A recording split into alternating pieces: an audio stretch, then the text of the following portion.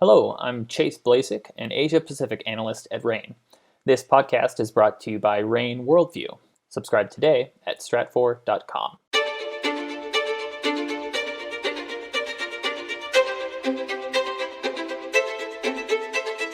Welcome to RANE's Essential Geopolitics podcast. I'm Emily Donahue. Thanks for joining us. In today's podcast, we're talking about an exclusive two-part series on Russia's spy network in Europe. Sam Lichtenstein wrote it for RANE Worldview, and he is here now. Welcome, Sam. Hey, Emily. Thanks for having me.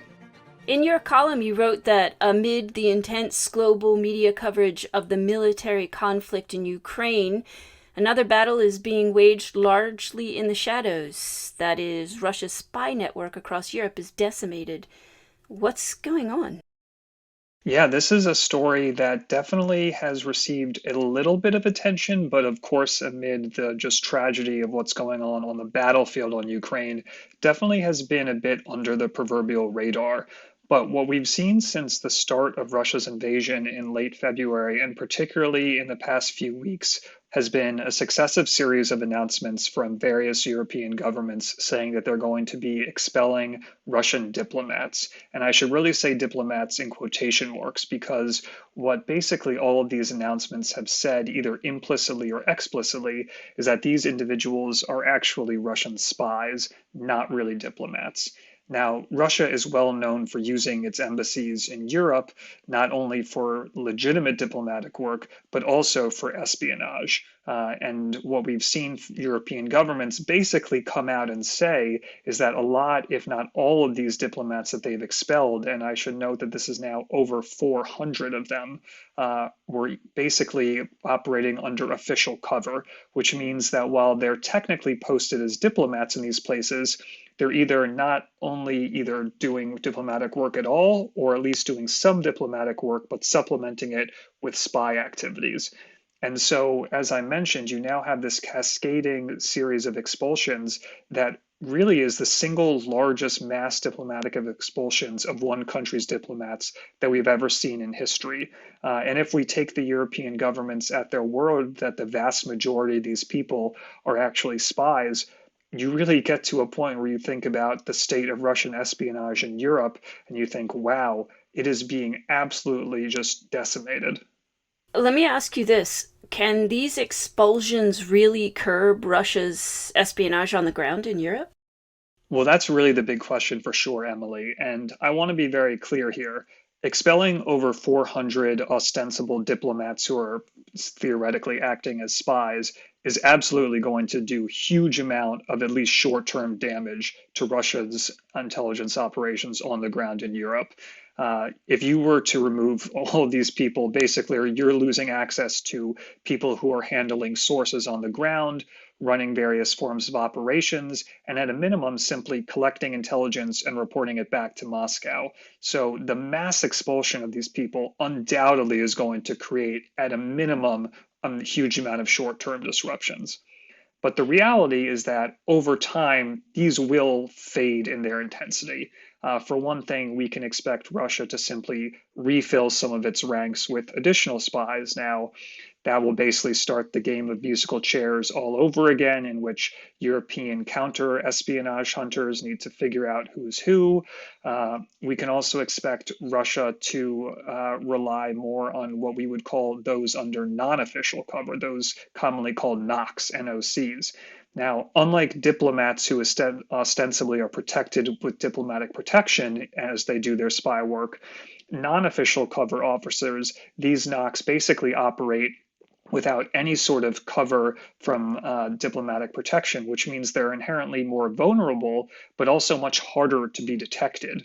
And so we can expect that Russia is going to lean on these individuals a lot more in the near term. But again, over time, what's going to become clear is that Russia, as a major power, of course, has a very resilient intelligence network. And while these expulsions will certainly do a lot of short-term damage, there's still a lot of capacity for Russia to be on the ground in Europe in ways that ultimately these expulsions probably cannot prevent. And so what about cyberspace? Do these expulsions have any impact on Russia's espionage there? Well, and that's certainly as we think towards the future, really going to be the $1 million question. Basically, can Russia supplant a human intelligence network with a cyber intelligence one? In some ways, I would say that the European governments are absolutely taking the right step in removing these people, but ultimately kind of fighting a 21st century war using 20th century tools. As Russia continues to place more and more emphasis on its intelligence gathering through online digital means, undoubtedly it's going to be able to use those capabilities to at least cover up and probably in a lot of ways actually advance its intelligence collection compared to in-person human spying. I mean, if you think of a spy as someone whose ultimate job is to kind of recruit assets on the ground, you're really looking at a way when you look at cyberspace where you no longer have to have these agents that are deployed abroad that are inherently somewhat vulnerable.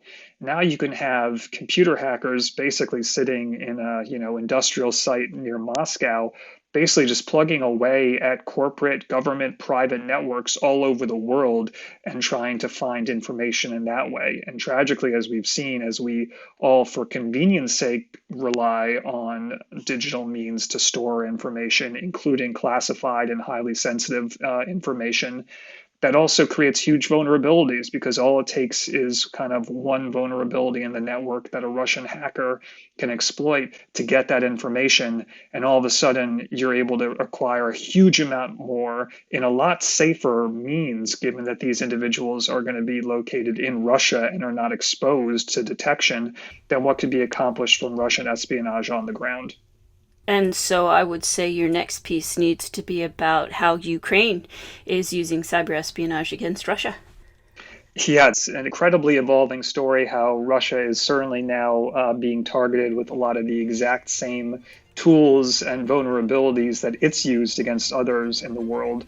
And I would say, from the perspective of a lot of Western countries, high time it defaces those exact vulnerabilities.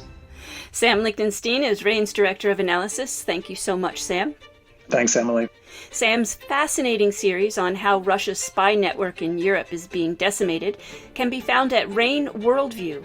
Subscribe today, you'll get a great offer. You can find that out at stratfor.com. That's stratfor.com.